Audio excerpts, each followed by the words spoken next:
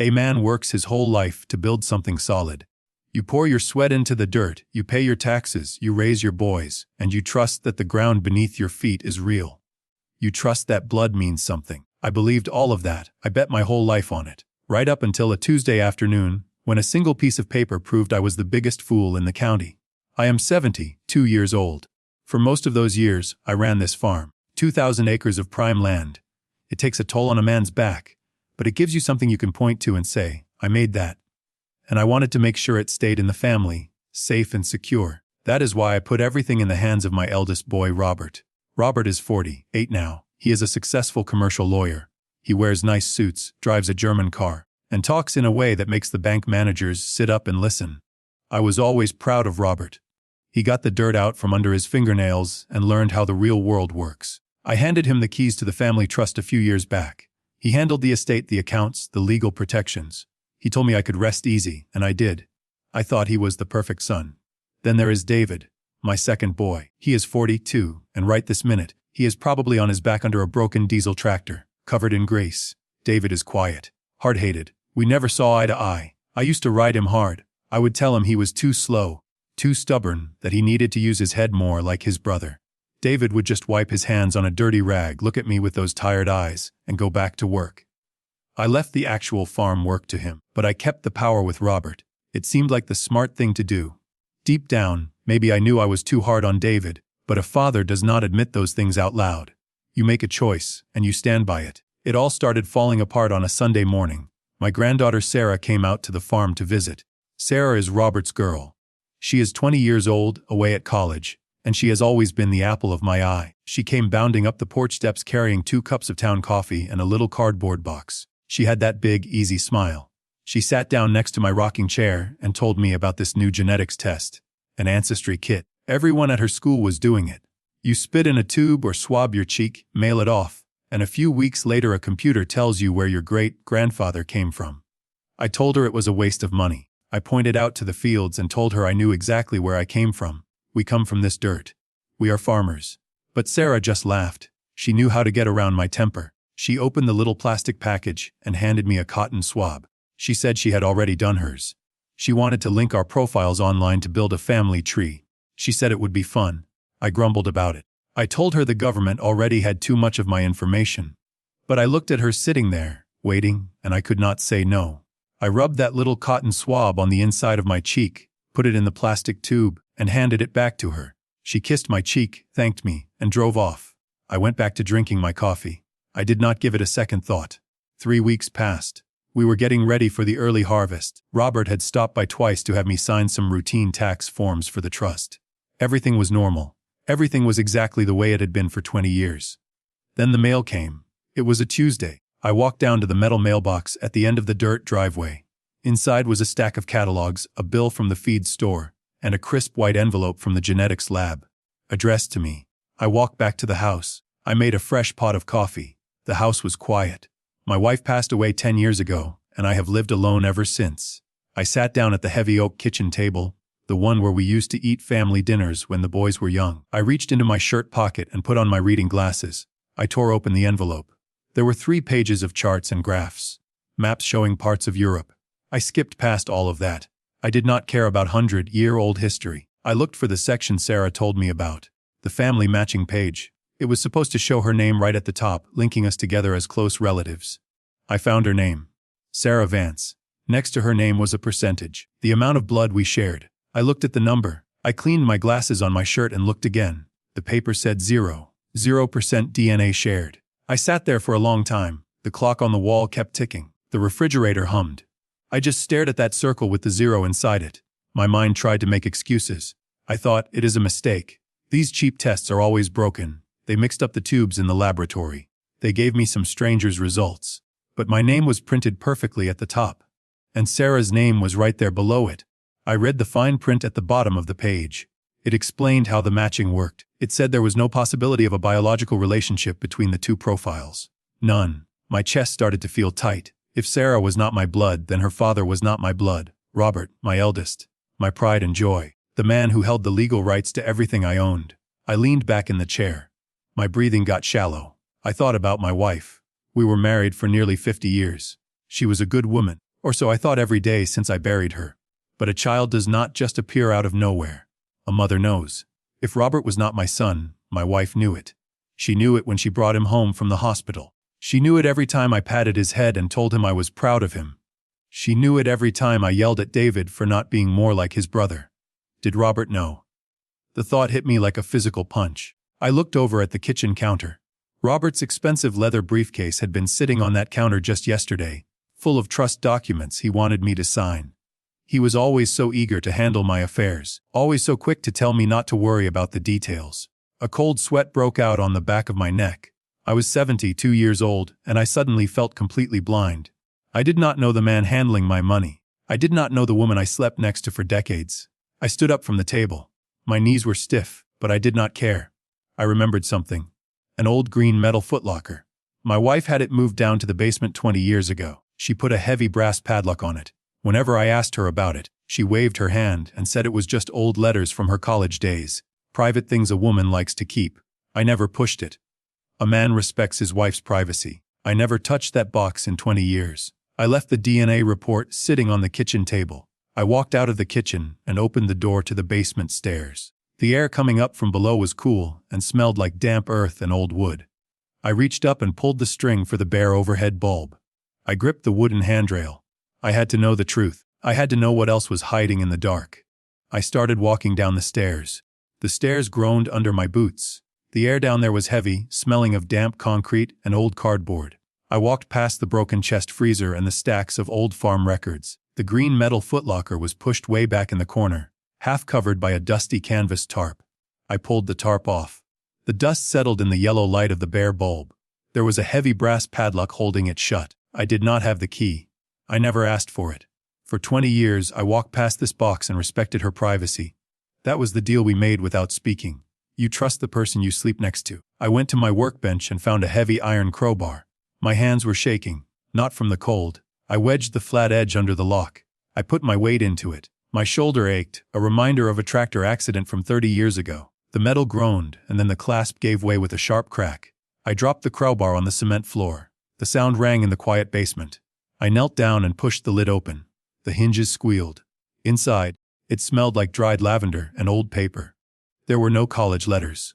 There were just stack after stack of cheap spiral notebooks and leather journals. I picked one up from the top. The year was written on the cover in her neat, looping handwriting. 10 years ago, the year she died. I sat down on an overturned bucket. I opened the pages. I am not a man who reads much. I read weather reports, feed prices, and bank statements. But I sat there under that single light bulb and read my wife's mind. I read about a summer 9 years ago. I was working 14 hours a day back then. We had a crushing loan on the south pasture, and the bank was threatening to take it. I practically lived on the tractor. I would come home covered in dust and diesel grease, eat a cold plate of dinner, and fall asleep in my chair. I thought I was doing it for us. I thought I was keeping the roof over her head. She was lonely. She wrote about how quiet the house was. And she wrote about a man from the agricultural supply company in town. A man who wore clean shirts and had time to talk. It did not last long, just a few weeks in August. But it was long enough. She knew almost immediately. She wrote about the panic. Then she wrote about looking at me across the kitchen table and deciding to keep quiet. She reasoned that I needed a son to take over the farm one day. She convinced herself she was giving me a gift. I put that notebook down. My chest felt hollow, like someone had taken a shovel and dug out everything inside me. I picked up another one. The last one she ever wrote. Her handwriting was different here. Shaky. Weak. The cancer had spread to her bones by then. The doctors had her on heavy morphine. She was spending her days in the front bedroom, looking out at the fields. She wrote that she could not meet God with a lie on her soul. It was a Tuesday afternoon, 10 years ago. I remembered that day. I had driven into town to pick up her prescriptions. Robert had come out from the city to sit with her. He was already a big-shot lawyer by then. I was so proud of him. I paid every cent of his law school tuition. I remortgaged the very land I broke my back over, just to make sure he did not start his career with debt. I gave him the best start a man could ask for.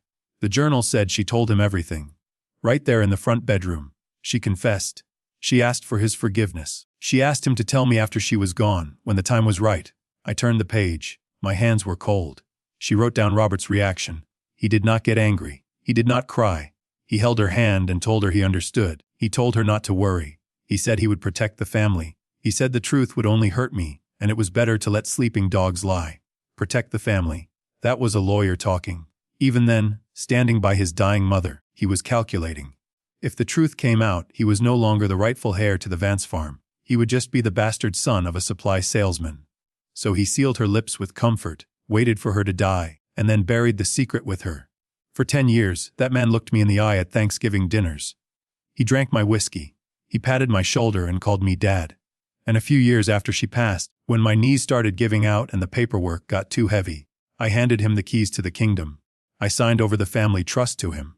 I put my whole life's work into his soft, clean hands. Because I trusted him, because I thought he was my blood. I thought about David, my real son, the boy I pushed away, the boy I made work out in the rain while Robert sat in his air-conditioned office. I felt a sickness rise in my throat. I had been playing a rigged game, and I did not even know I was at the table. I sat on that bucket until the basement window turned gray with the morning light. The grief was gone now. The shock was gone. What replaced it was something cold, something hard and heavy. A man can handle losing money in a bad harvest. A man can handle a bad deal. But a man cannot abide being treated like a fool in his own home.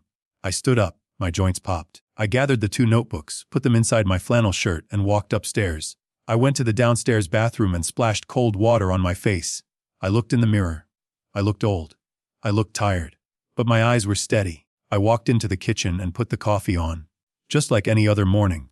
At 8:30 I heard the crunch of gravel outside. I looked out the window over the sink. Robert's silver German sedan pulled into the driveway. It looked out of place against the rusty tractors and the muddy pickup trucks. He parked near the porch, careful not to get too close to the mud. He stepped out of the car. He was wearing a dark blue suit, perfectly pressed. A silk tie. His hair was slicked back. He grabbed his expensive leather briefcase from the passenger seat and walked up the steps. I opened the front door before he could knock. He gave me that $1 million smile, the one he uses on judges and wealthy clients. "Morning, Pop," he said. "You are up early." I looked at his face. I looked at the shape of his jaw, the color of his eyes. For 48 years I tried to see myself in him. Now, looking at him, I saw a total stranger. It was like a veil had been pulled off my eyes. There was nothing of me in him. Nothing at all. "Morning, Robbie," I said. My voice was calm. It surprised even me. "Come on in. Coffee is hot." He walked into the kitchen, bringing the smell of expensive cologne with him. It smelled like the city. Like money. He sat down at the oak table and unlatched his briefcase. The locks made a sharp clicking sound. I poured him a mug and set it down in front of him. He took a sip and praised the coffee. He asked about the rain we had last week. He asked about the winter wheat. He played the part of the concerned son perfectly. Then he pulled a thick stack of papers from his bag. "I brought these out for you," he said, tapping the papers against the table to straighten them. "Just some routine tax filings for the trust. The end of the quarter is coming up, and my clerks need to submit these to the state." He slid them across the table toward me. He reached into his inside pocket and pulled out a heavy silver pen. He laid the pen on top of the papers. "Just need your signature on the last 3 pages, Pop," he said. "I marked them with little yellow sticky notes so you do not have to dig through the legal jargon." I looked down at the stack. It was 50 pages thick. The text was small and dense. Normally, I would just pick up the pen, flip to the yellow flags, and sign my name. I paid this man to do the reading for me. That was the arrangement. I reached out and touched the edge of the paper. It felt heavy. It felt like a trap. I looked across the table at Robert. He was checking his gold wristwatch. Just a quick glance, but I caught it. He had somewhere else to be. He figured this would take 2 minutes. I leaned back in my chair and patted my shirt pockets. "Left my reading glasses upstairs," I said. Robert smiled. "You do not need to read it, Pop. I already reviewed every line. It is just standard estate maintenance, protection against capital gains taxes, that sort of thing." I shook my head slowly. "My eyes are getting worse, Robbie. I do not sign anything I cannot read. You told me that yourself, back when you passed the bar exam." A tiny flash of annoyance crossed his face. Just a flicker in his eyes, but I saw it. The mask slipped for a fraction of a second. "Pop, I have a meeting back in the city at 11. If we delay this, it is going to cause a headache with the accountants. Just sign on the tags." I did not move. I just looked at him. The man sitting at my table was a predator. He had been feeding on this farm for years, getting fat while my real son broke his back in the dirt. "Tell you what," I said. "You leave a copy here. I will find my glasses, read it over with my afternoon coffee, and mail it to your office tomorrow." He stared at me. He was trying to read my face. He was looking for any sign that I knew. But I have been playing poker at the local lodge for 40 years. My face is made of old leather. I gave him nothing. He let out a short, breathy laugh. All right, fine, I will leave the duplicate. But mail it tomorrow, please. The deadlines are strict. He put his silver pen back in his pocket. He stood up, buttoned his suit jacket, and picked up his briefcase. Take care of yourself, Pop. I will call you this weekend. You too, Robbie, I said. Drive safe. I watched from the kitchen window as he got back into his shiny car and drove away, leaving a cloud of dust behind him. I stood alone in the quiet kitchen. I looked down at the thick stack of papers he left on the table. I did not need my reading glasses. I could read the bold print at the top of the first page. It did not say anything about routine tax filings. It was an addendum to the family trust. I recognized the word transfer. I recognized the word irrevocable. He was not just managing my money anymore. He was making a move to lock it down. He was accelerating his plan, whatever it was. I was a farmer. I knew how to fix a combine harvester, and I knew how to pull a calf in the middle of a winter storm. But I did not know how to fight a corporate lawyer on his own turf. If I went to the police right now, I had nothing but a mail-order genetics test and an old woman's diary. He would spin it. He would bury me in injunctions and legal fees until I died of old age. I needed a different kind of weapon. I needed someone who spoke his language, but someone who stood on my side of the fence. I walked out into the hallway. The walls were lined with old photographs in wooden frames. I did not look at them. I walked up to the small table at the end of the hall. Sitting on it was an old, heavy black rotary phone. We never bothered to upgrade it. I picked up the heavy receiver. I put my finger in the dial and started pulling the numbers. I was calling a man who had been the town attorney for 30 years before he retired. A man who liked cheap beer and hated slick city lawyers.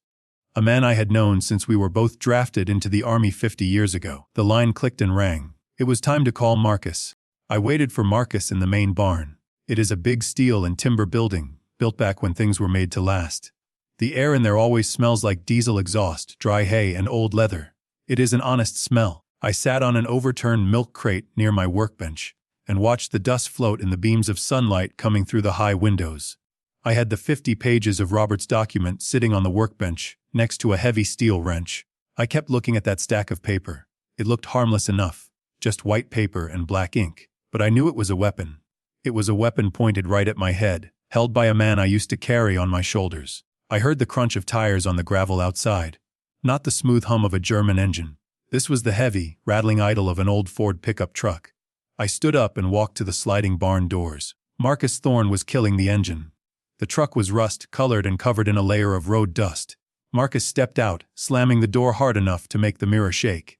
Marcus is 70 years old. He looks like a man who spent his life fighting uphill. He has a thick head of white hair, a nose that was broken twice in his 20s, and a permanent scowl. We got drafted the same year. We went to the same muddy jungles. When we came back, I bought a tractor, and he used the GI Bill to go to a state law school. He spent 30 years as the town attorney. He fought property line disputes, handled ugly divorces, and dealt with every kind of liar this county ever produced. He retired 5 years ago, but a man like Marcus never really stops working. His brain is always looking for the catch. He walked into the barn carrying a battered leather briefcase and a metal thermos. He did not say hello. He just looked at me, looked at the barn, and then walked over to the workbench.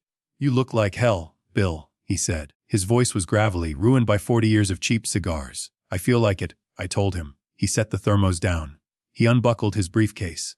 He did not ask how the crops were doing. He did not ask about my health. We had known each other too long for small talk. I called him and told him I had a legal problem with my son, and he dropped everything and drove over. That is what a real friend does. "Show me what you got," Marcus said. I picked up the stack of papers Robert had left for me. The ones with the little yellow sticky notes showing me exactly where to sign my life away. I handed them to Marcus. He put a pair of thick reading glasses on the end of his nose. He leaned against the workbench and started reading the first page.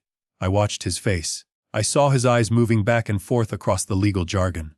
I saw the muscles in his jaw tighten. After about 3 minutes, he flipped to the second page. Then the third. He did not say a word. He just kept reading. The only sound in the barn was the wind rattling the tin roof and the dry rustle of the paper turning. 10 minutes went by. Then 20. My bad knee was aching, but I did not sit down. I needed to hear it from him. Finally, Marcus pulled the glasses off his face. He rubbed his eyes with the back of his rough hand. He looked at the paper, and then he looked at me. His expression was not friendly. It was the look he used to give the opposing counsel right before he tore their argument to pieces. "Robert told you these were routine tax filings," Marcus said. His tone was flat. That is what he said, I answered. He said it was standard estate maintenance, protection against capital gains. Marcus let out a short, ugly laugh. He tossed the stack of papers onto the workbench. Bill, this is an asset restructuring agreement, and it is aggressive. If you signed on those little yellow tags, you would have authorized the transfer of the entire south pasture, the equipment deeds, and the primary operating accounts out of your name. I felt a cold spot form in the center of my chest. Transfer it to who? Marcus tapped the paper with a thick finger. To a new corporate entity, an LLC. The way this is drafted, you would technically still be a minority shareholder, but the managing partner, the guy with the power to sell the land, liquidate the accounts, and kick everyone off the property, would be Robert. I stared at the wrench on the table. I wanted to pick it up and hit something hard enough to break steel. He is putting a fence around your own life, Bill, Marcus said quietly. And he is giving himself the only key. You would be a guest on your own farm. Why? I asked. The word tasted like dirt in my mouth. Why now? He is the executor of the trust. He gets it all when I die anyway. Marcus picked up his thermos and poured black coffee into the metal cap. He took a sip. That is the question, isn't it? A man does not rush to steal a house he is about to inherit. Not unless he is scared. Or unless he is already hiding something else, and he needs total control to cover his tracks. Marcus looked around the barn. You got your financial records down here. The quarterly statements Robert sends you. I nodded. I kept them in cardboard banker boxes in the back office. I never really looked at them. I just filed them away. I trusted the boy. The thought of that blind trust made my stomach turn. Bring them out, Marcus said. All of them. Going back at least 3 years. I walked to the back office. The air was stale. I grabbed 4 heavy boxes off the metal shelves. They were full of bank letters, tax receipts, and trust ledgers. I carried them out to the workbench one by one. The physical labor felt good. It kept my hands from shaking. Marcus cleared a space on the wood. He dumped the first box out. Stacks of envelopes and stapled packets piled up. We are going to look at the cash flow, Marcus said. Land is hard to steal without someone noticing. But cash is like water. It finds the cracks. We went to work. The afternoon sun started to sink, turning the light in the barn a deep orange. The temperature dropped. I grabbed 2 old flannel coats from a hook on the wall and threw one to Marcus. We did not stop. Marcus taught me what to look for. We went line by line through the trust operating accounts. This was the account where the crop sales went in and the farm expenses came out.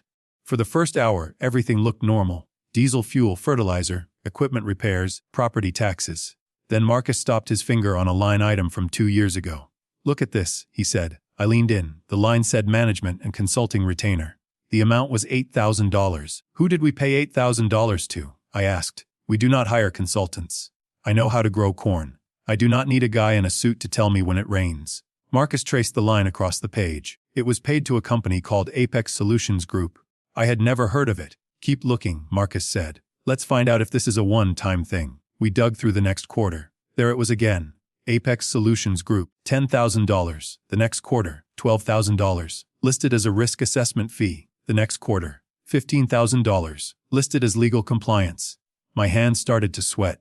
It was right there in front of me. Every 3 months, for the last 2 years, Robert had been draining the farm's lifeblood.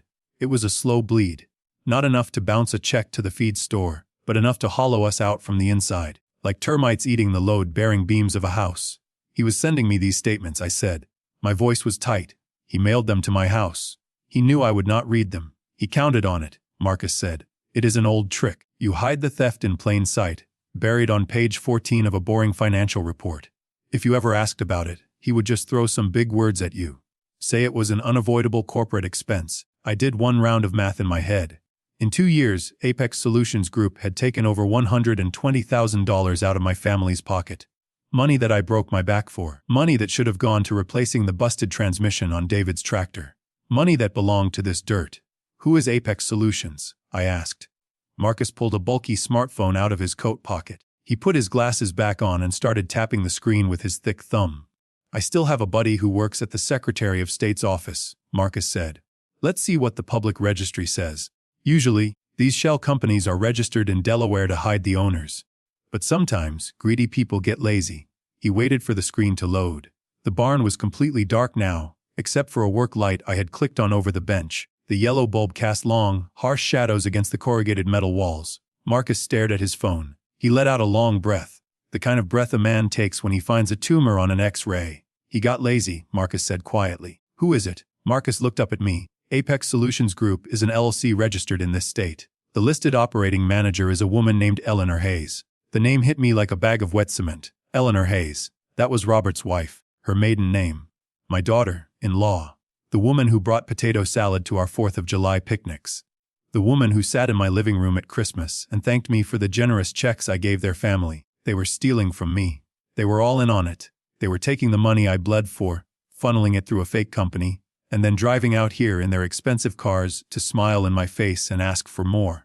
The hurt was gone now. The shock of the DNA test, the sorrow of reading my dead wife's diary, the feeling of being an old fool.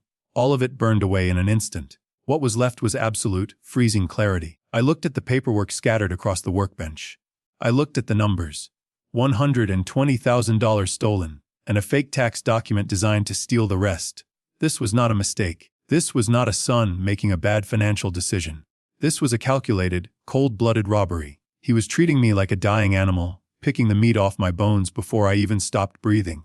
I walked over to the barn door. I looked out into the night. The moon was casting a silver glow over the fields. Those fields were mine. I cleared the rocks from that dirt with my bare hands. I survived droughts. I survived blizzards. I was not going to be destroyed by a man in a silk tie who did not even have my blood in his veins. Behind me, I heard Marcus packing the papers back into the banker boxes. He closed his briefcase. "Bill," Marcus said. His voice was serious. Dead serious. I turned around. "We have paper evidence of wire fraud, embezzlement, and attempted elder abuse," Marcus said. He walked over to me. "I can drive into town right now. I can wake up the sheriff. We can have Robert in handcuffs before he finishes his morning coffee tomorrow. Do you want me to make the call?" I looked at my old friend. I thought about Robert sitting in a county jail cell. It would be easy.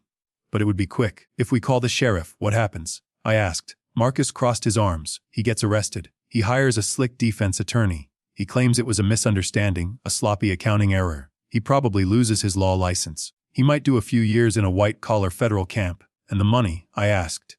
"And the farm? It gets tied up in court for 5 years," Marcus said honestly. "It would be a nightmare." I turned back to look at the fields. A prison sentence was not enough. Losing a license was not enough. He came into my home. He insulted my intelligence. He tried to take the land that belonged to David. "No," I said. My voice was barely a whisper, but it echoed in the large barn. "Do not call the sheriff." Marcus stepped up next to me. He looked out at the fields too. "What is the play, Bill? If we blow the whistle now, he hides the money. He hides behind lawyers. I am not going to let him play his game." I looked at Marcus. The old lawyer had a hard glint in his eye. He understood. "We were going back to the trenches. I want to know where every single penny went," I said. "I want to know every bank account, every safety deposit box, every piece of dirt he bought with my sweat. I want to build a trap so deep he cannot climb out of it." Marcus nodded slowly. He tapped his leather briefcase. "This document he wanted you to sign. He is in a hurry. He is going to come back pressing you for it. What are you going to do?" I thought about Robert's condescending smile. I thought about the way he checked his gold watch while he tried to rob me blind. "I am going to do exactly what he expects me to do," I said. "I am going to be a tired, confused old man. I am going to make him think he has already won." I buttoned my flannel coat against the night chill. "Tomorrow," I said, "I am going to start playing the fool. And you and I are going to find a way to take back everything he stole." Marcus grinned in the dark. It was a terrifying look. "I will start digging through the offshore registries first thing in the morning," Marcus said. "Watch your back, Bill. A cornered rat bites hard." "I am not worried about the rat," I said. "I am the one setting the trap." It takes a certain kind of stubborn pride to play the fool. To look a man in the eye, knowing he is robbing you, and smile like an idiot. For the next few days, I became the tired old man Robert wanted me to be. When he called to check on the farm, I made my voice sound weak. I asked him the same question twice in one conversation. I complained about my knees and the weather. It made my stomach turn to act that way, but it worked. He relaxed. He stopped pushing the tax papers so hard. He thought he had all the time in the world. But while he thought I was fading away into the background, I was digging. Marcus told me to look for the cracks, and once I started looking, I found them everywhere. The problem was not just the fake consulting company. The problem was that Robert had been building a fence around me for years, and I never even noticed the posts going into the ground. I went into the den and started pulling open the bottom drawers of the heavy wooden filing cabinets. I looked past the recent folders and dug into the records from 4 and 5 years ago. I noticed things I should have questioned at the time. 5 years ago, Robert convinced me to fire Tom Henderson, the local accountant we used for 3 decades. Robert said Tom was getting too old and missing new tax loopholes. He brought in his own firm from the city. I agreed to it. 3 years ago, he switched our farm insurance provider to a broker he went to college with. I sat in my leather chair and picked up the telephone. I called the local bank branch in town. I asked for Sarah, the branch manager. I have known her since she was a teenager working the drive-through window. I made up a story about updating my personal records and asked her who had access to my primary safe deposit box, the long metal box that held the original, ink-signed deeds to the land. She sounded confused. She said Robert came in 6 months ago with a signed authorization form. He had himself added as a primary key holder. I thanked her and hung up the phone. I never signed that paper. He forged my name. He was not just skimming cash off the top of the crop sales anymore. He had his hands on the actual dirt. He was positioning himself to take the very ground I walked on, and he made sure there was no one left around me to blow the whistle. The walls of the empty house started to feel like a prison. The air felt thin. I needed to clear my head. I put on my work boots and walked out the back door. The sun was high and hot, baking the smell of dry earth, cut grass, and diesel fuel into the air. That is the smell of honest work. I walked past the main barn and headed toward the south pasture. I found David by the irrigation pumps. He was up to his elbows in black grease, trying to replace a blown gasket on the main diesel generator. He is 42 years old, but from a distance, with his broad shoulders hunched over that heavy machinery, he looked exactly like I did at his age. I stood by the wooden fence for a long time, just watching him. I watched the way his rough hands moved. He did not force the steel wrench. He knew the machine. He respected the metal. He was covered in sweat and dirt, bleeding his own energy into the iron to keep the lifeblood of this farm pumping. I thought about the $120,000 Robert had stolen through that fake company. Money that could have bought David a brand new generator. Money that could have hired him 3 extra hands for the harvest. Money that could have made his life easier. Instead, I let him struggle in the mud. I let him think he was not smart enough to run the business side of things. I made him the hired help on his own family's land. I walked up to the concrete pad. David heard my boots crunching on the gravel. He did not look up right away. He just wiped the sweat off his forehead with the back of his greasy arm. "You are running it too lean," I said. It was a stupid thing to say. It was the old habit talking. The decades of criticizing him coming out of my mouth before I could stop it. David tightened a heavy bolt. "It runs lean because the air intake valve is shot," he said. His voice was flat. There was no anger in it, just a bone, deep exhaustion. "I asked for the parts budget 2 months ago. Robert said the trust was tight this quarter. He told me to patch it with scrap." The words felt like a knife slipping between my ribs. Robert was starving the farm, starving his own brother, while he padded his wife's bank account. I stepped closer to the engine block. "Let me help you seat that metal housing," I said. "It takes 2 men to line it up right." David finally stopped working. He stood up straight and looked at me. His eyes were wary. He was used to me coming out here to complain about the noise or the mess, not to get my hands dirty. He looked at my clean flannel shirt, then at his own filthy hands. "I got it," he said. He picked up a heavy iron mallet from the ground. "You should go back inside. It is too hot out here for you. You will just get in the way." He turned his back to me and hit the metal housing with the mallet. The sharp crack of iron on iron rang out across the empty field. I stood there for a moment. I wanted to grab him by the shoulders. I wanted to tell him everything. I wanted to tell him about the DNA test in the kitchen, about his mother's secret diary, about the forged bank documents. I wanted to apologize for 30 years of blindness. But I could not. If David knew the truth right now, he would not wait for lawyers. He would drive his truck straight into the city and break Robert's jaw. He would end up in a jail cell, and Robert would use the assault to take the farm immediately. I could not risk my real son's freedom. I had to finish the trap first. I swallowed the bitter taste of guilt in my mouth. "You are doing a good job, Dave," I said quietly. He did not answer. He just kept hitting the metal. I turned around and walked back to the house. The dirt path felt twice as long as it did before. That afternoon, the phone in the kitchen rang. I sat at the table and let it ring 4 times before I picked up the heavy plastic receiver. "You have to play the part." "Hello," I said, making my voice sound a little thin and confused. "Pop, it is Robert." He sounded different today. The smooth, easy tone of the successful city lawyer was gone. He sounded rushed, agitated. The mask was starting to crack, just a little bit. "Hey Robbie," I said. "What can I do for you? I am still looking around the house for my reading glasses so I can look over those tax papers you left." "Forget the tax papers for a minute," Robert said quickly. "We have a bigger issue. I was just reviewing the estate liability policies this morning. We are dangerously exposed, Pop. Exposed to what? I asked. To life, he said. If you have a bad fall on the porch, or if your memory starts slipping worse than it already has been lately, the state could step in. They could freeze the operating accounts. The farm could grind to a halt.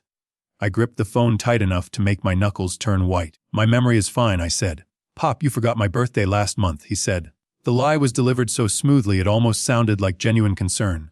And you got confused about the property taxes in March. It is normal at your age. Nobody is blaming you. But we have to be smart. We have to protect the assets. What do you want to do? I asked, keeping the burning anger out of my throat. I am having my senior clerks draft a comprehensive medical and financial power of attorney, he said. It is just a safety net. It gives me the legal authority to make medical decisions if you cannot speak for yourself, and it protects the trust from going into a long probate battle. It is standard operating procedure for a man in your position. He was moving fast now. He realized I had delayed signing the first batch of papers, so he was bringing out the heavy artillery. A complete and total surrender of my human rights.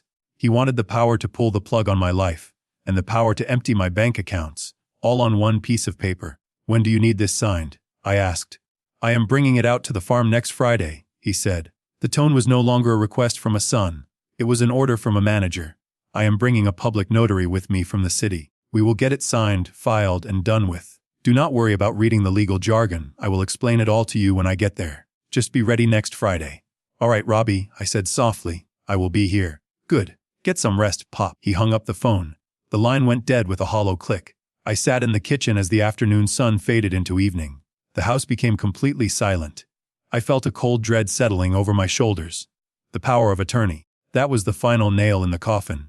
With that single piece of paper, he could sell the land, drain the accounts, and lock me away in a room somewhere, all with the full blessing of the law. I got up and made a fresh pot of black coffee. I knew I was not going to sleep tonight. At 11:45, the rotary phone on the wall rang. It was jarring in the dark, empty house. I picked up the receiver. Yeah. Bill, it is Marcus. His rough voice sounded tight. He sounded out of breath. Did you find the offshore bank accounts? I asked him. Marcus coughed loudly. I found a lot of things. But that does not matter right now. Listen to me very carefully, Bill. I called in a favor with a clerk I know down at the county courthouse. A clerk who works in the probate division. I held the phone tighter against my ear. Go on. Robert did not just draft a standard power of attorney, Bill. I got a look at the preliminary filing. The draft he is planning to bring to your house next week. Marcus stopped talking. I could hear him taking a shaky breath through his nose. What is it, Marcus? I demanded. Tell me, Bill, Marcus said, his voice dropping to a harsh, gravelly whisper. Do not go to sleep tonight. It is 1,000 times worse than we thought. The 45 minutes I spent waiting for Marcus to arrive were the longest of my life. I did not turn on a single lamp in the house. I sat at the kitchen table in the dark. The only sound was the heavy ticking of the grandfather clock in the hallway. I drank cold coffee from a mug and watched the dirt road leading up to the farm. My mind was running fast, but it was not running toward money anymore. When a man steals your money, you get angry, you feel cheated, but you know you can survive it. You can eat cheaper food, you can drive an older truck, you can work a few extra years. Money is just paper. But Marcus said this was 1,000 times worse. He said Robert was bringing a document that would change everything. I am 72 years old. For the last 10 years, my biggest fear, the thing that keeps me awake at 2 in the morning, is not a bad harvest. It is the fear of losing my own mind. The fear of waking up one day and not knowing where I am. The fear of becoming a burden, of having someone else feed me, dress me, and take away my truck keys. A man works his whole life to be the master of his own house. To have that taken away is worse than dying. Headlights swept across the kitchen wall. I heard Marcus kill the engine of his rusty Ford. I heard his heavy boots hitting the gravel. He did not bother walking around to the front porch.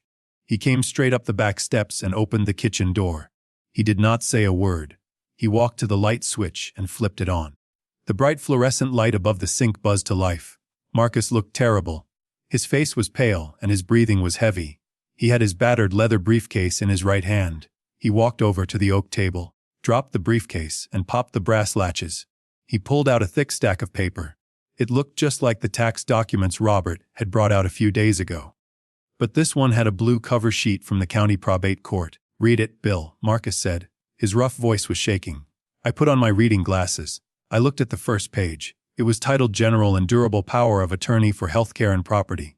I have seen these before. You sign one when you go in for a major surgery, just in case something goes wrong on the operating table. You give someone you trust the power to pay your light bill while you are in the hospital bed. This is not a temporary safety net, Marcus said, pointing a thick, scarred finger at the paper. Look at Section 2, the trigger clause. I read the words. They were dense, full of legal jargon, but I understood enough. This document did not wait for me to fall into a coma. It was designed to trigger immediately upon the signature of a medical professional. If a doctor said I was unfit, Robert took complete, irreversible control of my life. I looked up at Marcus. I am not unfit, I said. I still run this farm. I still balance my own checkbook. No doctor in this county is going to sign a paper saying I am crazy. Marcus reached into his briefcase again. He pulled out a single sheet of white paper. It had a medical clinic letterhead at the top. Turn it over, Marcus said softly. I took the paper. It was a medical evaluation form. I scanned down to the diagnosis section. Advanced cognitive decline, severe memory impairment, early stages of Alzheimer's disease, danger to self and others. Recommends immediate transfer to a full-time memory care facility. I stopped breathing for a second. The words swam on the page. I looked at the signature at the bottom. Alan Evans. Alan Evans. I knew him. He was a private doctor over in the wealthy part of the county. I played golf with him maybe 10 years ago. I had not been in his office since my wife died. I had not spoken to him in a decade. He signed it, Marcus said. The disgust in his voice was thick. Robert bought him. I do not know how much it costs to buy a doctor's soul these days, but Robert paid it. Evans signed a sworn medical affidavit stating he examined you last Tuesday and found you completely incompetent. My hands started to shake. I put the paper down on the table and pressed my palms flat against the wood. Robert told me he was bringing a notary to the house next Friday, I said. My voice sounded far away. Marcus nodded slowly. He brings the notary. He puts the power of attorney in front of you. He tells you it is just a routine estate update. You sign it, just like you have signed everything else for the last 5 years. The second your pen leaves that paper, the trap snaps shut. Marcus leaned over the table. His eyes locked on mine. He attaches the doctor's note to the document bill. As soon as he files it at the courthouse, you cease to be a legal person. You lose your right to vote. You lose your right to sign a check. You lose your right to drive your own truck. I felt a cold sweat break out on my forehead. Where would he put me? I asked. Marcus flipped through the thick legal document until he found page 18. He pointed to a paragraph near the bottom. Robert is not going to put you in a nice place, Bill. The document gives him the right to liquidate your assets for your care, but it also gives him total discretion on where you go. He has already selected a facility.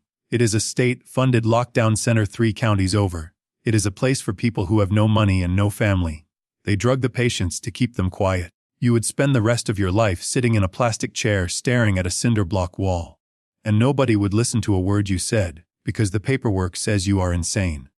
The kitchen suddenly felt very small. The air felt heavy. I looked out the dark window toward the fields. I imagined men in white uniforms coming to my house next Friday.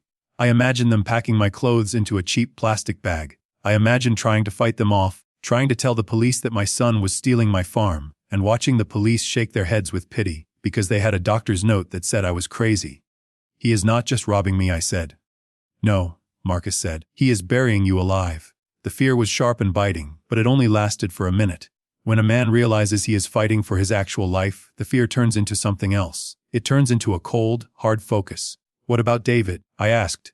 If Robert takes total control, what happens to David? David was my real son, the one who broke his back every day on this dirt, the one who actually cared about the farm. Marcus closed his eyes for a second. He took a deep, rattling breath. I was hoping you would not ask about that yet, Marcus said. Show me, I told him. Marcus flipped to the last section of the document, page 34. This is a poison pill clause, Marcus explained. Robert knows that David would fight this. Robert knows David would try to hire a lawyer to get you out of that facility. So Robert put a lock on the door. Marcus read the paragraph out loud. If any beneficiary of the Vance family trust attempts to contest the medical evaluation or attempts to sue the primary executor, they forfeit all claims to the estate. They are immediately evicted from all trust-owned properties, and their inheritance is reduced to 0. I stared at Marcus. If David tries to save me, I said, Robert takes his house. He takes David's house, he takes David's job, and he leaves him with nothing, Marcus confirmed. Robert gets the entire farm, free and clear.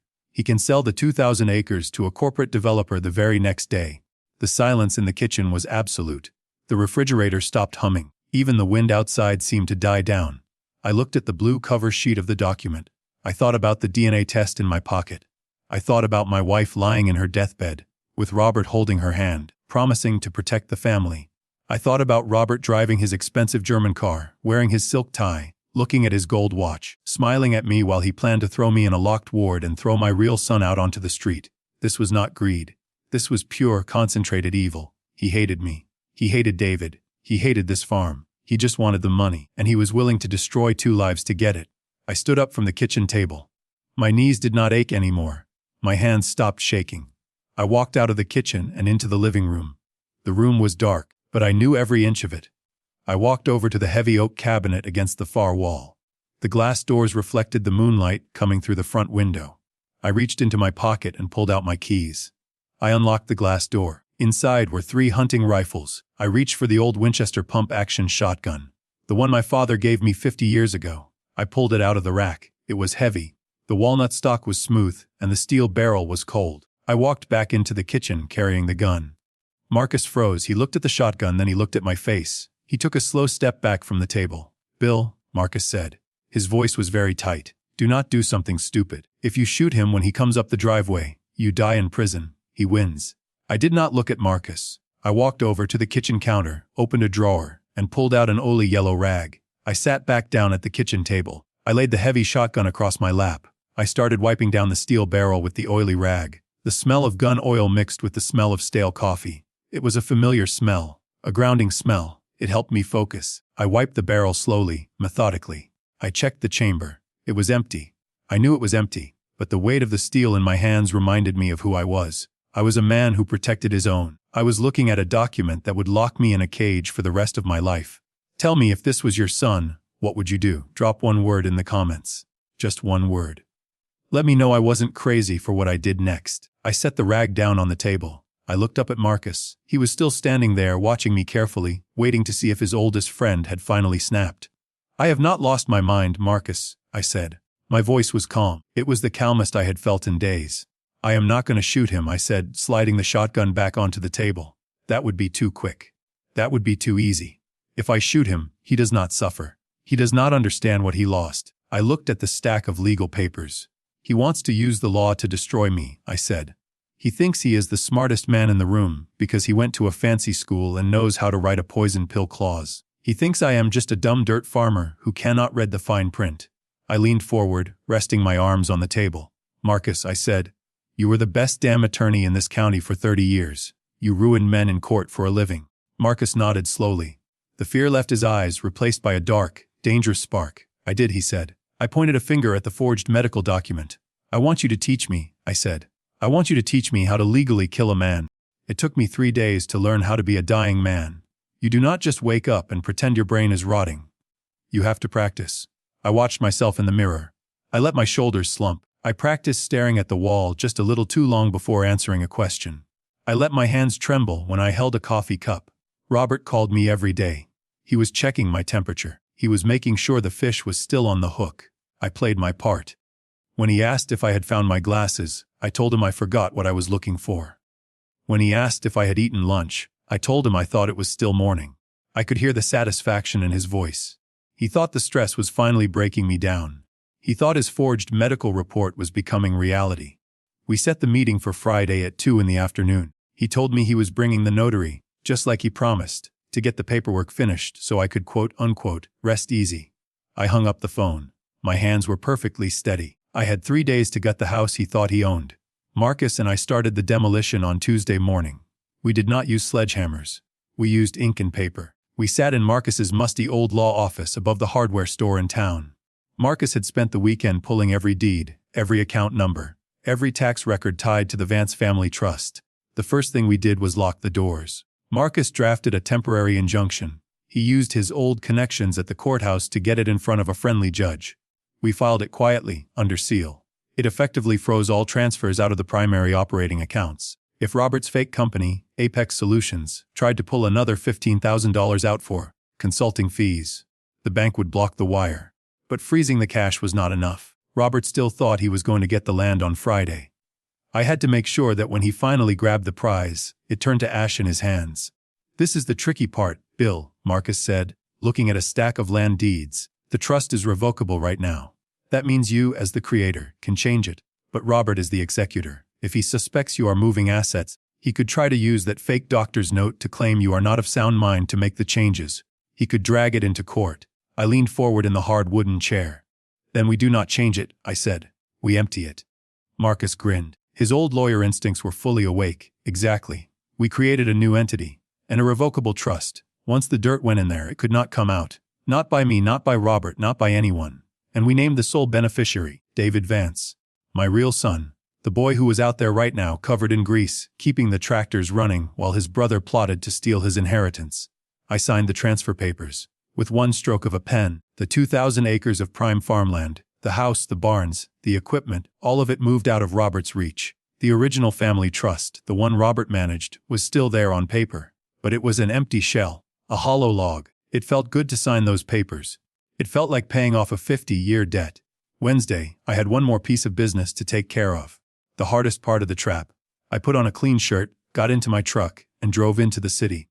I did not tell Marcus I was doing this. He would have told me it was too risky. But a man has to look his enemy in the eye. I parked outside a modern glass and steel medical building. The directory in the lobby listed Dr. Alan Evans on the 4th floor. The waiting room was all white leather chairs and soft music. It smelled like expensive air freshener. A girl at the desk asked if I had an appointment. I told her I was an old friend of Dr. Evans and I needed 2 minutes of his time. I must have looked serious enough, because she went back to his office, and a minute later, he came out.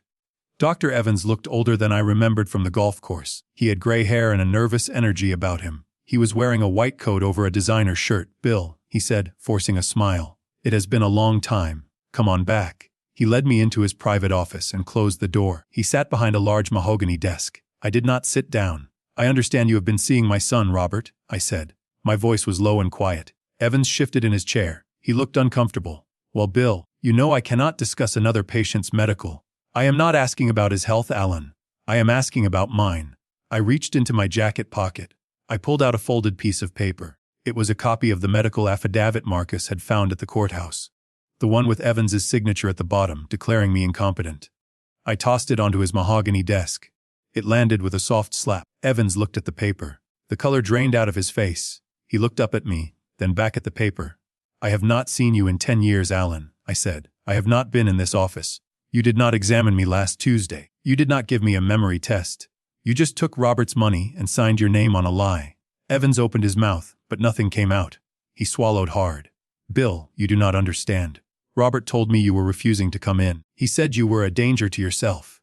He showed me videos he took of you acting confused. He said it was an emergency to protect your assets from being wasted." I took a step closer to the desk. "He paid you, Alan. Do not try to dress it up in a white coat. You sold your medical license to a thief." Evans started to sweat. "Please, Bill, I can lose my practice over this. It was a mistake. It was a crime." I corrected him. "A felony. Falsifying medical records to facilitate elder abuse and wire fraud. My lawyer has the original draft. He has Robert's wire transfers to your private account." Evans buried his face in his hands. He looked small. He looked like a man who knew his life was over. "What do you want?" he asked, his voice muffled by his hands. "Do you want money?" "I am not Robert," I said. "I do not want your money." I leaned down so my face was close to his. "Robert is coming to my farm this Friday at 2 o'clock, I said. "He thinks he is coming to lock me away. I want you to be there." Evans looked up, his eyes wide with panic. "Why?" "Because you are going to tell him, in front of me and my lawyer, that you made a terrible mistake. You are going to tell him that you reviewed my files again, and you found me to be completely, 100% competent. You are going to take your lie back, Alan, or I am going straight from my farm to the state medical board, and then to the district attorney." Evans stared at me. He was trapped. He nodded slowly. "I will be there," he whispered. I turned around and walked out of the office. Thursday passed in a blur of quiet preparation. I cleaned the house. I made sure the kitchen was spotless. I felt like a soldier polishing his boots the night before a battle. I went out to the barn one last time. David was not there. He had taken the tractor out to the north field. I stood in the doorway and looked at his tools, neatly organized on the workbench. I thought about the heavy burden I was going to lift off his shoulders tomorrow. Friday morning arrived. The sky was clear and bright. It was a beautiful day for a reckoning. Marcus showed up at noon. He looked sharp. He was wearing his old courtroom suit, the gray one he used to wear when he was going in for the kill. He had his battered briefcase with him. He sat at the kitchen table and laid out our weapons, the DNA test, the bank records showing the wire fraud, the new, irrevocable trust documents, the frozen account notices. It is a watertight box, Bill, Marcus said, tapping the papers. He will not even know he is dead until we close the lid. I made a pot of coffee. We did not talk much. The tension in the house was thick enough to cut with a knife. At 1:45, I heard a car pull up. It was not Robert's German sedan. It was a conservative black Lexus. Dr. Evans stepped out. He looked pale and sick. He walked up to the porch and stood there, not knocking, just waiting. Marcus went to the door and let him in. Evans did not say a word. He just stood in the corner of the living room, clutching his medical bag like a shield. At 1:55, the crunch of heavy tires sounded on the gravel. I walked to the front window and looked out. Robert's silver car came up the driveway, shining in the sun. He parked right in front of the house.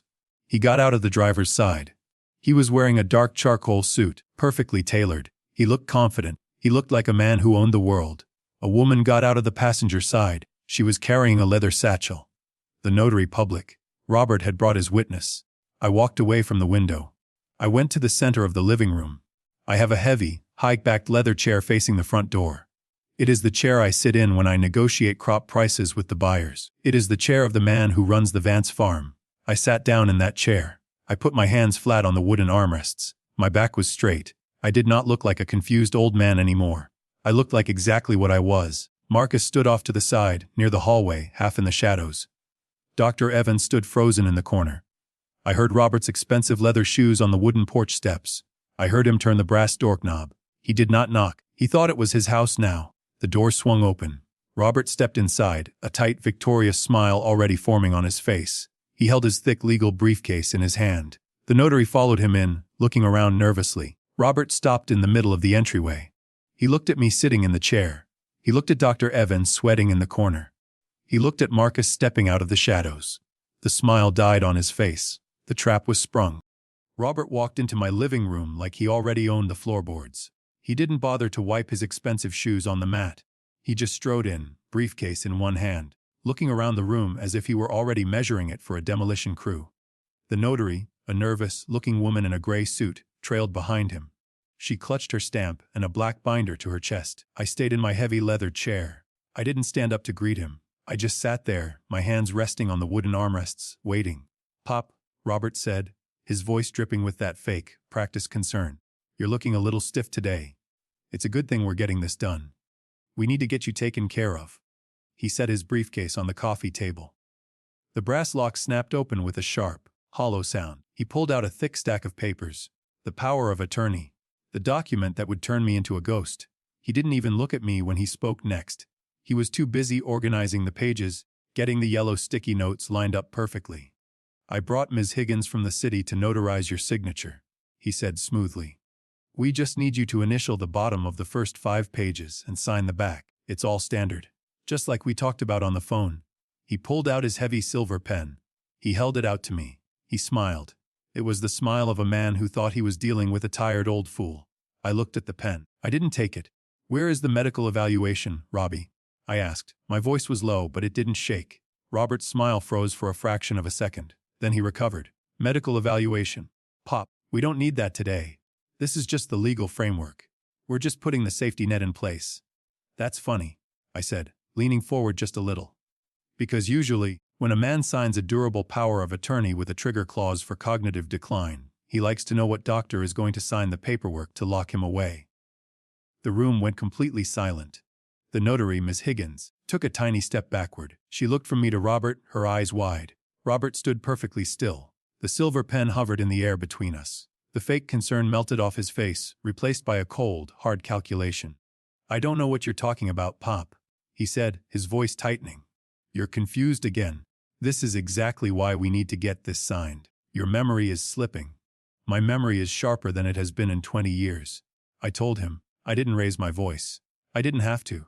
I just looked past him, toward the dark hallway leading to the kitchen. I called out, "I think we need a second opinion." Marcus stepped out of the shadows. He looked like an old, scarred bulldog in a cheap suit.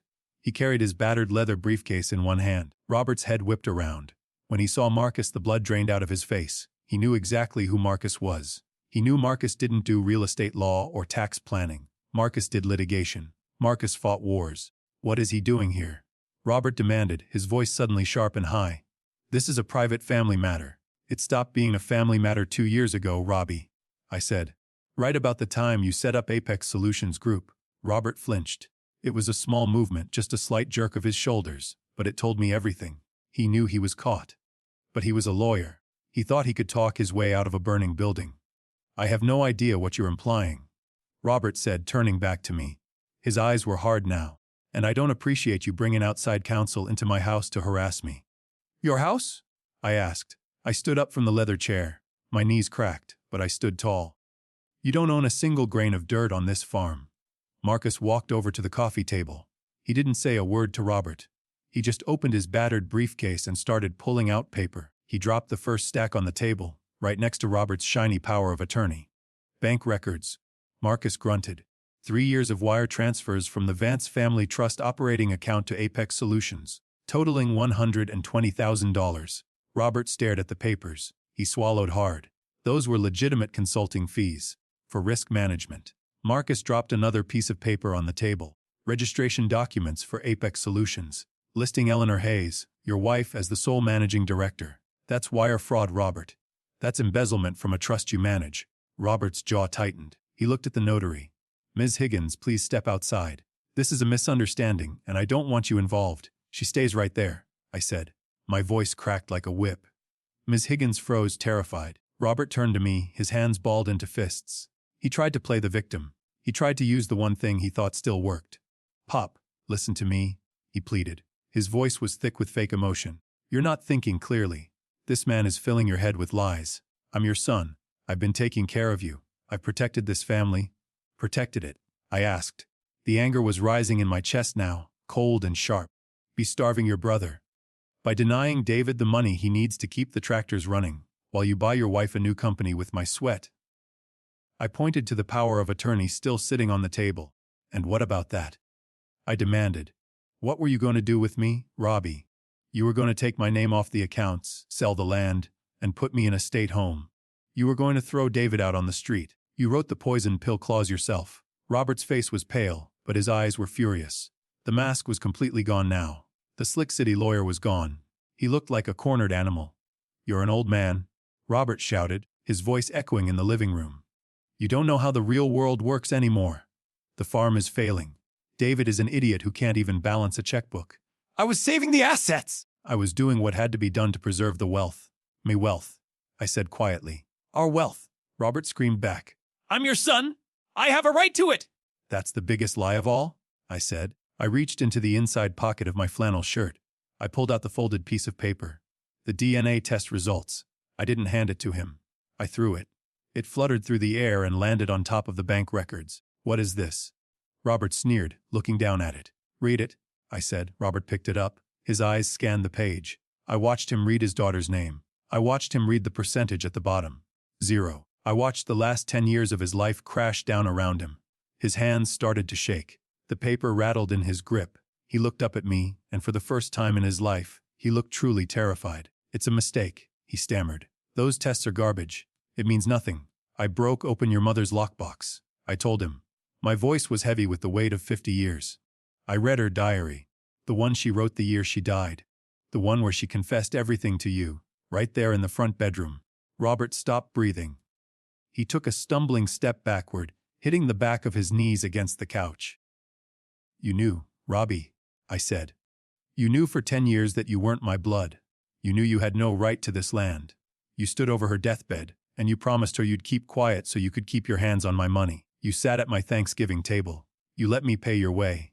You looked me in the eye and called me Pop, while you figured out how to steal the very dirt from under my feet. Robert opened his mouth, but no words came out. His chest was heaving. Marcus stepped forward again. He dropped one final document onto the coffee table. It was the injunction. You're done, Robert, Marcus said, his gravelly voice cutting through the silence. The accounts are frozen. The trust is empty. Bill transferred everything to a new, irrevocable trust yesterday. The beneficiary is David Vance. You don't control a dime. Robert looked at the paper. He looked at me. He realized the trap wasn't just closing, it was already locked. He had spent years building a cage for me, and he had walked right into it himself. He snapped. You think you can do this to me? He screamed, his face turning red. I'm a partner at my firm! I know every judge in this county! I'll tie this farm up in probate for 20 years! I'll bleed you dry, you'll die before you see a penny of it!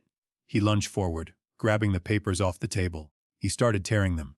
Right then, the front door opened again. Sheriff Tom Davies walked in. He was a big man older than me, wearing a tan uniform and a silver star.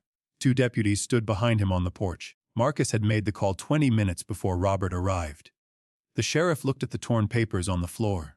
He looked at the terrified notary. He looked at Robert, who was standing there sweating, breathing hard, with a torn piece of paper in his hand. "Robert Vance," the sheriff said. His voice was calm, but it carried the weight of the law. "I have a warrant for your arrest. Wire fraud, embezzlement, and attempted elder abuse." Robert froze. The paper slipped from his fingers. "Tom, wait," Robert stammered, holding up his hands. "This is a civil dispute. It's a family matter. My father is confused. Your father seems pretty clear to me," the sheriff said. He nodded to the deputies. They stepped into the room. They didn't draw their weapons, but they moved with purpose. They grabbed Robert by the arms. "Get your hands off me!" Robert yelled, struggling against them. "I'm a lawyer!" "You can't do this." The deputies spun him around and pushed him against the wall. The sound of the metal handcuffs ratcheting closed was loud and sharp. Click, click, click. Robert stopped struggling. He slumped against the wall, his head hanging down. The fight went out of him all at once. He was just a man in an expensive suit with his hands tied behind his back. "Let's go," the sheriff said. They marched him out the front door. Robert didn't look back at me. He kept his eyes on the floorboards as they led him down the steps and shoved him into the back of the cruiser. Ms. Higgins, the notary, grabbed her binder and practically ran out the door, terrified of being charged as an accessory. The sheriff tipped his hat to me, closed the door, and walked back to his car. I stood in the living room and watched through the window as the cruiser's tires crunched on the gravel. I watched it drive down the dirt road, turning onto the highway, until it was just a speck of dust in the distance. Marcus let out a long, heavy sigh. He walked over to the coffee table and started picking up the torn papers. "It's over, Bill," Marcus said quietly. "He's gone. You won." I didn't answer right away. I stood in the middle of the room. I looked at the empty spaces. The house was quiet again. I had my farm. I had my money. I had stopped the man who tried to destroy me. But I didn't feel like a winner. I felt exhausted. I felt hollow. I had spent 72 years building a life, and I had just watched a huge piece of it get hauled away in the back of a police car. The pride I used to feel for my eldest son was gone. The trust I had in my dead wife was gone. "I'm going to head back to town," Marcus said, snapping his briefcase shut. "I've got to file the final paperwork at the courthouse before 5. I'll call you tomorrow, old friend." "Thank you, Marcus," I said softly. He nodded, patted my shoulder with a heavy hand, and walked out. I heard his old Ford truck start up and drive away. I was completely alone. I walked into the kitchen. I poured the cold coffee down the sink. I stood at the window and looked out at the fields.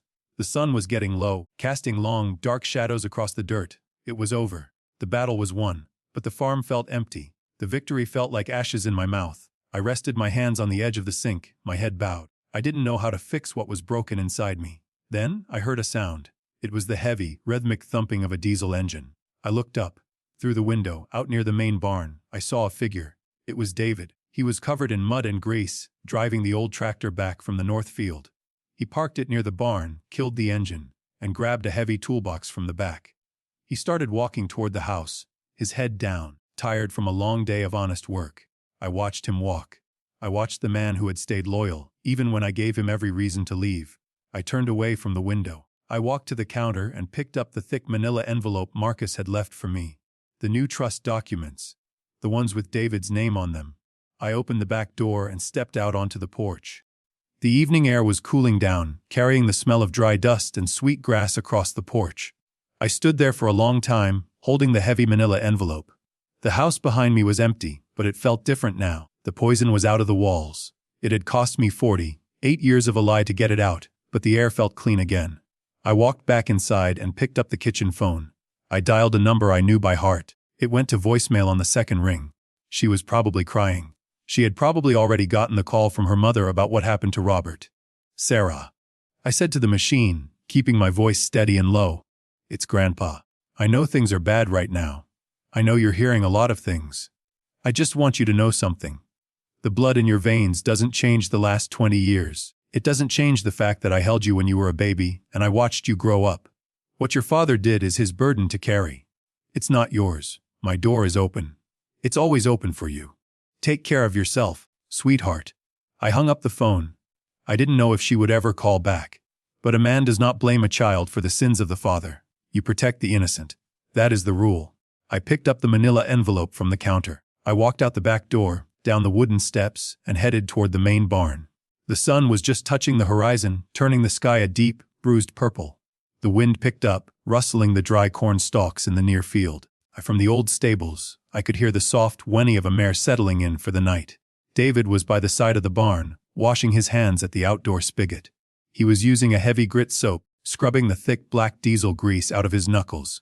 He heard my boots on the gravel and turned the water off. He dried his hands on an oily red rag, watching me walk toward him. His face was guarded. It always was. He was used to me coming out here to complain that he hadn't fixed a fence fast enough, or that he was spending too much on seed. "The tractor is running," David said defensively, before I even opened my mouth. I patched the intake. "It'll hold through the harvest." He looked tired. He looked like a man who had carried a heavy weight for too long, just waiting for the day his back finally broke. I stopped a few feet away from him. I looked at his hands. They were scarred, calloused, and stained with the work of this farm. They were the hands of a Vance. "I don't care about the tractor, Dave," I said quietly. David frowned. He crossed his arms over his chest. "Then what is it? Did Robert call and say the budget is tighter this month? Because if he did, you can tell him to come down here and run this equipment himself." The name hung in the air between us. Robert. "Robert isn't calling anymore," I said. David narrowed his eyes. "What does that mean?" I didn't want to give a long speech. Men like us, we don't do well with speeches. The words usually get tangled up with pride and come out wrong. So I let the paper do the talking. I held out the heavy manila envelope. "Take it," I said. David looked at the envelope, then at me. He hesitated, then reached out with his rough hand and took it. He unclasped the metal tab and pulled out the thick stack of legal documents. He flipped to the first page. The blue cover sheet of the new irrevocable trust. He read the first few lines. His brow furrowed. He read them again, slower this time. He looked up at me, confusion plain on his face. "I don't understand," David said. "It says I'm the sole beneficiary. It says I have immediate executive control over the land deeds and the operating accounts. Keep reading," I told him. He flipped to the second page. Then the third. He saw the injunction freezing Robert's access. He saw the eviction notices drafted for Robert's name. "Dad," David said, his voice dropping to a whisper. "What did you do?" "I woke up," I said. It was the hardest sentence I ever had to speak.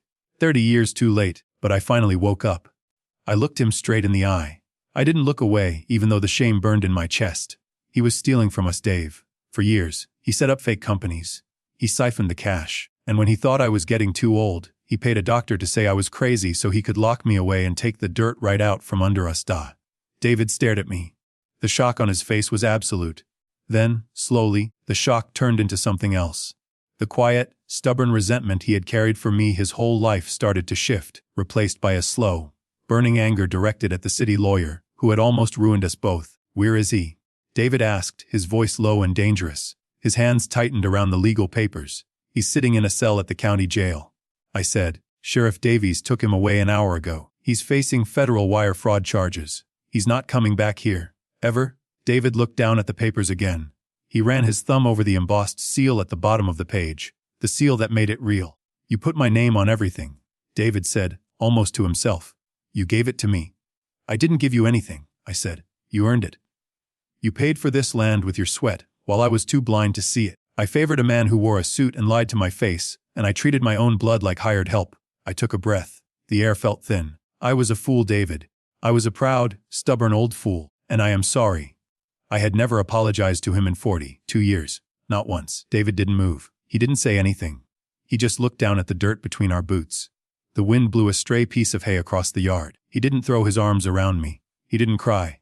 That's not how we are built. But I saw his shoulders drop. I saw the tension leave his jaw. The invisible wall between us, the one I had built brick by brick over the decades, finally cracked. He carefully put the papers back into the manila envelope. He folded the metal clasp down. "The north field needs to be sprayed tomorrow," David said quietly, his voice a little thick.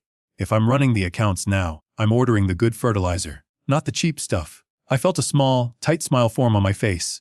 "Order whatever you need," I said. "You're the boss." He nodded once. A short, sharp nod. It was enough. It was everything. "It's getting late," David said, turning back toward the barn. "I need to finish greasing the axles." "I'll help you," I said. David stopped.